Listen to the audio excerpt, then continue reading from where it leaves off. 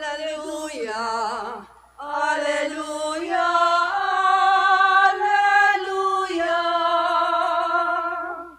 Hallelujah, Hallelujah, Hallelujah, Hallelujah.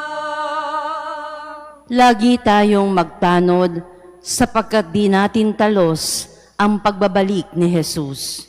Hallelujah, Hallelujah, Hallelujah,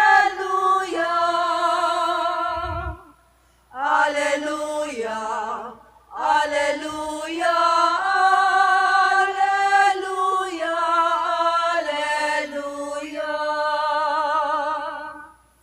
Sumainyo ang Panginoon. At sumainyo rin. Ang mabuting balita ng Panginoon ayon kay San Mateo.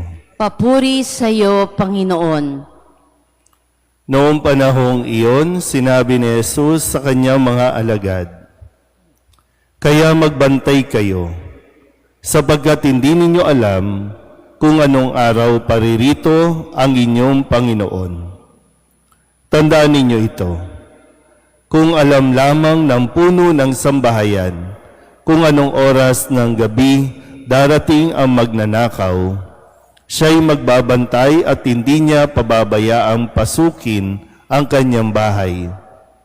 Kaya maging handa kayong lagi, sapagkat darating ang Anak ng Tao sa oras na di ninyo inaasahan." Ang tapat at matalinong alipin ang siyang pinapamahala ng kanyang Panginoon sa ibang mga alipin upang bigyan sila ng kanilang pagkain sa karampatang panahon.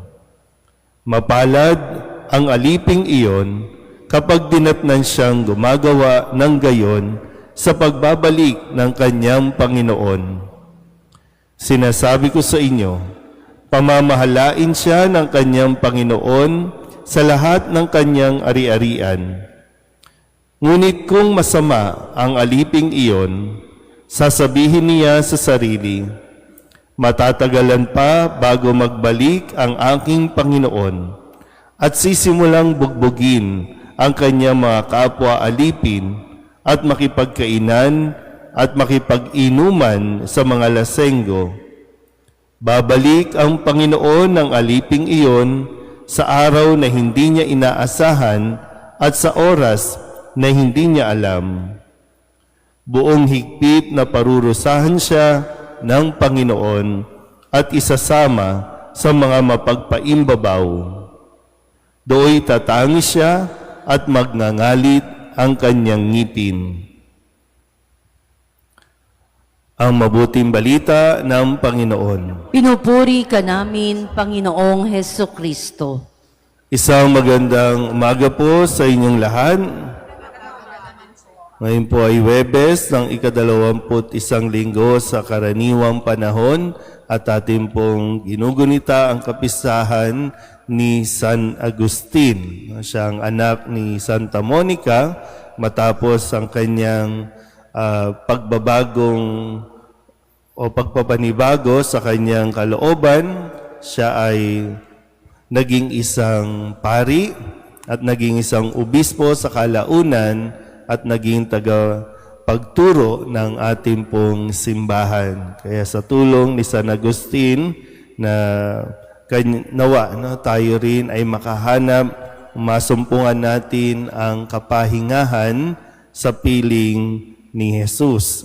Kaya sabi niya, hanggat hindi niya nakikita o hanggat hindi siya nakakatagpo sa ating Panginoon, ay hindi siya magkakaroon ng fulfillment sa kanyang buhay, sa kung ano man ang kanyang hinahanap. Kaya nung masumpungan niya si Kristo, naging panatag na at naging nasa tamang direksyon na ang kanyang buhay. At matapos natin marinig din mula kay Jesus ang kanyang panunuligsa sa mga eskriba at mga pariseyo na nagiging paimbabaw lang ang lahat ng kanilang ginagawa, ngayon naman ay kanyang pinapaalalahanan ang kanyang mga alagad na pagdating ng araw, sila naman ang magiging mga lingkod o tagapamahala sa mga iiwanan ni Jesus o ipagkakatiwala ni Jesus, lalong-lalo na ang simbahan, ang lahat ng mga tao na lumalapit at hindi pa nakakalapit o kumikilala kay Kristo. Kaya nga sabi niya, dalawang bagay, no? Maging tapat at matalinong alipin. Maging tapat na hindi aabusuhin ang kanilang kapwa lingkod, hindi aabusuhin ang kapangyarihan na ibinagkaloob sa kanila, hindi aabusuhin ang anumang mga kanilang matatanggap. Maging matalino no, dahil hindi alam at walang makakaalam kung kailan darating ang Panginoon. Kaya maganda rin no, na tayo sa kasalukuyan, mapagnilayan din natin, no? Gaano nga ba tayo nagiging tapat at gaano tayo katalino sa atin pong pagsasabuhay ng mga tungkuling ipinagkatiwala sa atin. Bilang magulang, bilang anak, bilang mga empleyado, bilang mga lingkod ng simbahan.